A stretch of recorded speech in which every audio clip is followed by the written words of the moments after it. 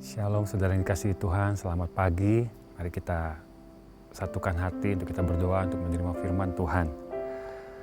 Bapa di surga, terima kasih Tuhan Yesus buat pagi hari ini untuk kami bangun, untuk memuji, menyembah Tuhan. Bahkan sebentar kami akan mendengar kebenaran firman-Mu Tuhan Yesus. Ucap syukur biar Roh Kudus sendiri yang berbicara pagi hari ini Tuhan. Kau berkati hamba-Mu, Kau berkati kami semua yang menonton ibadah hari ini Tuhan Yesus. Kami percaya Roh Kudus sendiri yang memimpin kami. Kau akan mengurapi kami akan duduk diam mendengar firman-Mu sehingga apapun firman yang keluar hari ini berasal daripada Tuhan sendiri. Terima kasih Bapa, kami mau terima firman dalam satu nama yaitu Tuhan Yesus Kristus. Haleluya. Amin. Ya, shalom saudara-saudara, selamat pagi. Pagi hari ini kita akan mendengar kebenaran firman Tuhan yang saya akan beri judul Menjaga Tetap Bersih. Saya akan ilustrasikan, pernahkah saudara duduk di tempat atau di gedung yang begitu mewah, begitu indah ya, mungkin di bank, di hotel, atau di gereja sendiri mungkin ya, kita perhatikan bagaimana sebuah gedung yang begitu banyak orang tetapi tertata dengan rapih, semuanya bersih, semuanya indah gitu ya, lampunya semua menyala sesuai fungsinya masing-masing. Betapa indahnya rumah atau gedung seperti itu, nyaman gitu ya.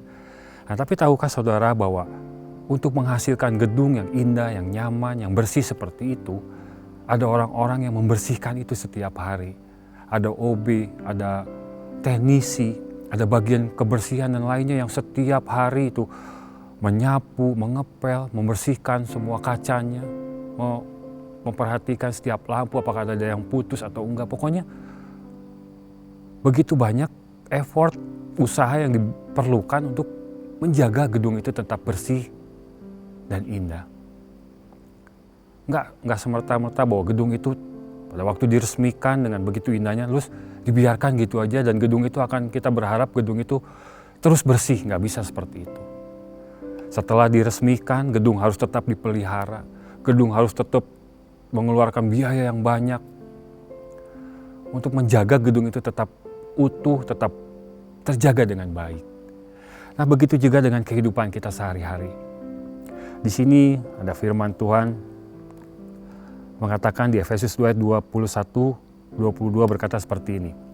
Di dalam Dia tumbuh seluruh bangunan, tetapi tersusun, rapi tersusun menjadi bait Allah yang kudus di dalam Tuhan. Di dalam Dia kamu juga turut dibangunkan menjadi tempat kediaman Allah di dalam Roh. Ternyata tubuh kita ini tuh diilustrasikan sebagai bangunan. Bangunan yang dikatakan tadi rapi tersusun, lalu kudus, lalu menjadi tempat kediaman Allah. Jadi Tuhan mengilustrasikan bahwa kita ini bangunan. Bangunan yang harus tetap rapi, harus tetap kudus, dan harus tetap menjadi kediaman Allah. Bagaimana caranya seperti itu ya? Bahwa memang Tuhan ingin bahwa tubuh kita ini tempat kediaman Dia. Seperti gedung yang bagus, harus terlihat terus bersih, harus terlihat terus indah, tentu ada usaha yang harus dilakukan untuk membersihkan itu. Demikian juga tubuh kita. Pada waktu kita lahir baru, dulu kita hidup dalam dosa kita, dalam masa lalu kita masing-masing. Lalu Tuhan ambil kita dengan cara yang ajaib, kita dibaptis menerima Tuhan sebagai Tuhan dan Juru Selamat. Tuhan bersihkan kehidupan kita, Tuhan bersihkan dosa-dosa kita, Tuhan lupakan pelanggaran kita. Lalu apa? Dia buat kita sebagai bangunan di hadapan Dia.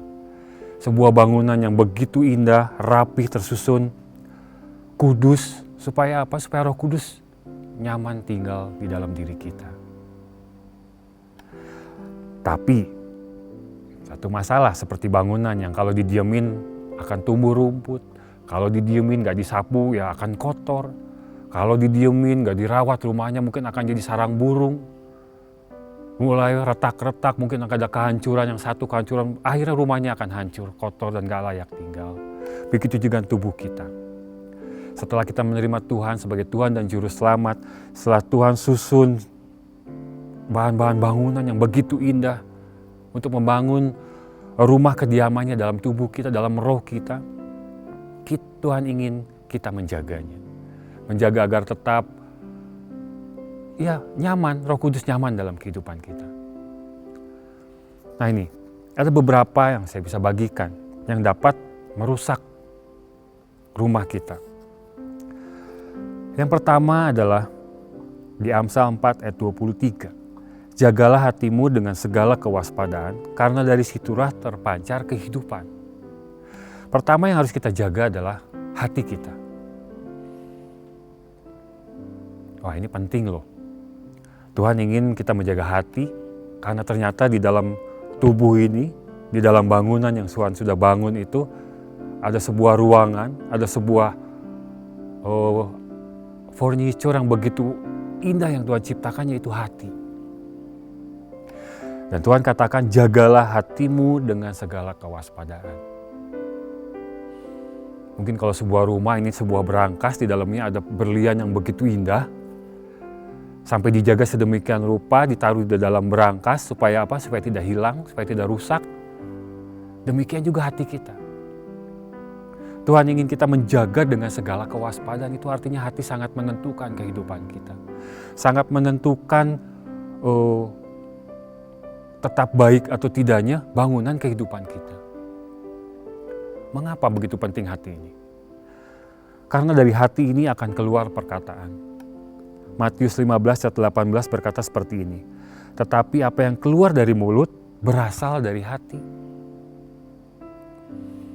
Setiap perkataan kita yang baik, perkataan untuk memberitakan Injil, perkataan untuk memuji menyembah Tuhan berasal dari hati.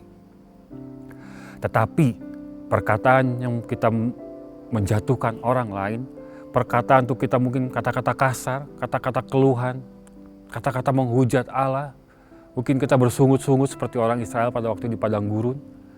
Karena kehidupan yang gak nyaman, kehidupan yang sulit setiap hari, kita bersungut-sungut kepada Tuhan, itu pun berasal dari hati.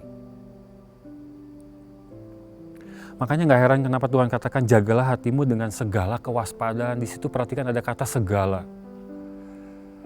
Apapun yang akan masuk ke hati kita itu harus dijaga benar-benar. Sebab itu akan menentukan setiap perkataan kita.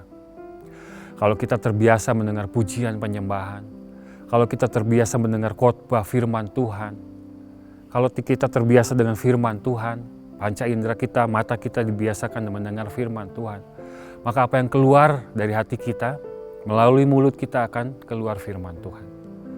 Akan keluar sesuatu yang menguatkan orang lain, menghibur orang lain, akan keluar puji-pujian.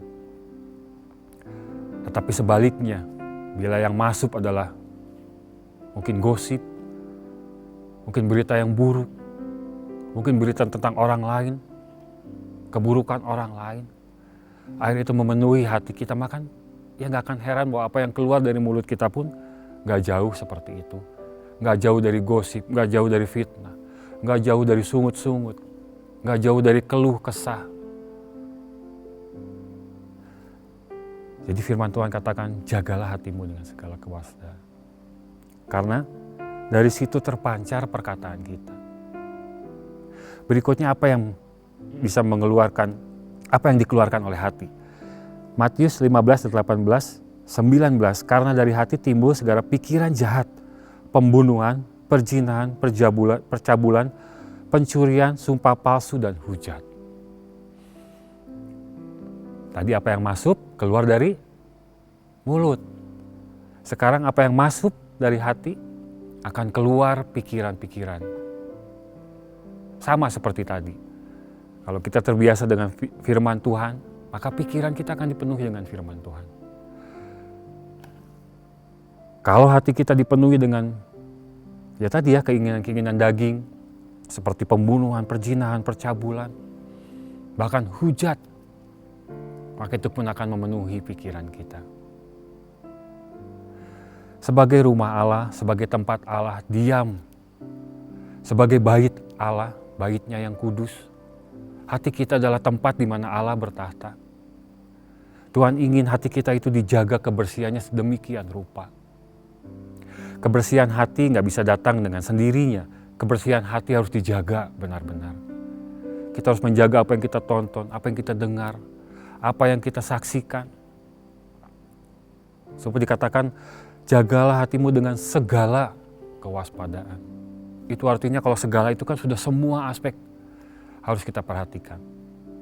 Sebab dari hati ini nanti akan muncul perkataan. Apakah perkataan itu akan menyenangkan hati Tuhan? Apakah akan menghidupkan orang lain? Menghibur orang lain? Atau bahkan akan menyakiti hati Tuhan sehingga Tuhan nggak nyaman dengan kehidupan rumah baitnya yang sudah Dia bangun pada waktu kita lahir baru. Itulah kita yang pertama, jagalah hatimu dengan segala kewaspadaan. Jagalah hati kita agar Roh Kudus, Allah yang bertahta itu tetap nyaman, tetap kerasan tinggal dalam hidup kita.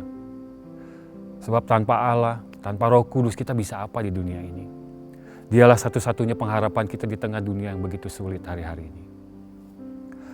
Yang kedua, jagalah kekudusan kita.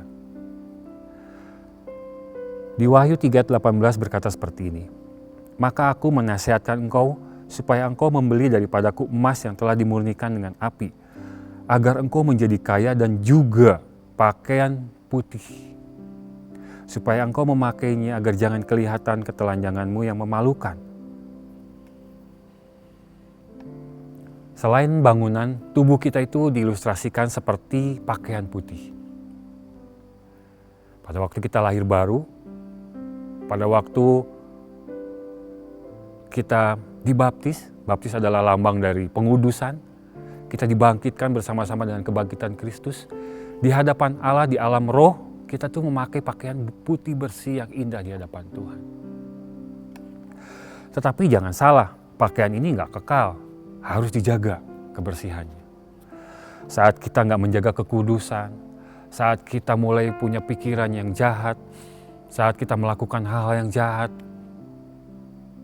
pakaian ini akan mulai berlubang, mungkin akan mulai berkerut, akan mulai kuning, rapuh, dan bahkan mungkin akan kembali kita nggak memakai pakaian lagi.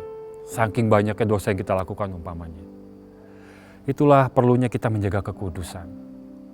Tuhan ingin kita menjaga apa yang kita lihat, apa yang kita dengar. Hari-hari ini kita hidup dalam dunia digital, di mana-mana kita bisa saksikan apapun hiburan yang kita mau. Tapi Tuhan mau kita tetap menjaga kekudusan kita. Sebab kekudusan ini akan mempengaruhi pakaian yang sudah Tuhan berikan kepada kita. Kekudusan ini akan mempengaruhi bangunan yang sudah Tuhan bangun dalam diri kita. Tuhan hanya mau tinggal di tempat yang kudus. Di perjanjian lama Tuhan tinggal di bumi ini, Dia memerintahkan umatnya untuk membuat bait Allah dari emas. Emas itu bicara tentang kekudusan. Tapi di perjanjian baru, Tuhan gak tinggal lagi di bait Allah. Tetapi di dalam diri setiap umatnya. Dan umatnya itu tadi dikatakan apa? Sudah dikuduskan. Lalu bagaimana Pak kalau saya nggak sengaja ngomong jahat, kita nggak sengaja melakukan sesuatu yang jahat di hadapan Tuhan. Kita tinggal minta ampun pada Tuhan. Kita minta lagi Tuhan kuduskan hidup kita. Pulihkan pakaian rohani kita. Pulihkan rumah kita yang sudah mungkin mulai kotor lagi gitu ya. Sebab Tuhan hanya ingin tinggal di tempat di mana bangunan itu tersusun rapih, kudus. Dan ini butuh usaha untuk tetap berada di posisi yang kudus itu. Seperti bangunan, kita harus punya biaya yang besar untuk tetap membuat bangunan ini bersih, terawat, dan rapih, untuk nyaman kita tinggali. Ada usaha yang harus kita lakukan. Yang ketiga, jagalah diri kita dari penyesatan dan penyembahan berhala. Di waktu perjanjian lama, bangsa Israel kadang jatuh dalam penyembahan berhala. Sekalipun mereka sudah melihat mujizat Tuhan, sudah melihat bagaimana nabinya melakukan mukjizat, mereka dipulihkan, bahkan kadang Tuhan hadir di tengah-tengah mereka di bait Allah. Dalam kehidupan mereka benar-benar mereka dapat menyaksikan kehadiran Tuhan. Tapi sangat disesalkan bahwa terkadang mereka jatuh dalam dosa penyembahan berhala. Mereka kembali lagi menyembah Allah-Allah mereka yang lama dulu. Allah-Allah yang bangsa-bangsa lain sembah, mereka sembah, ikut sembah. Dan ini tentu menyakitkan hati Tuhan. Nah, demikian juga kita hidup di zaman perjanjian baru, Tuhan tetap masih mengingatkan hal tersebut ya. Jauhilah penyembahan berhala. Jauhilah berhala-berhala. Sebab itu akan merusak kekudusan tempat tinggal Allah dalam tubuh kita. Setiap berhala apapun yang ada dalam kehidupan kita, itu membuat Tuhan gak nyaman tinggal dalam rumah yang sudah Dia bangun di dalam diri kita. Nah, masalahnya di zaman modern ini penyembahan berhala itu apa ya? Sepertinya kalau kita membuat patung, kita lihat ke rumah orang, kayaknya udah gak ada tuh patung-patung penyembahan berhala gitu ya.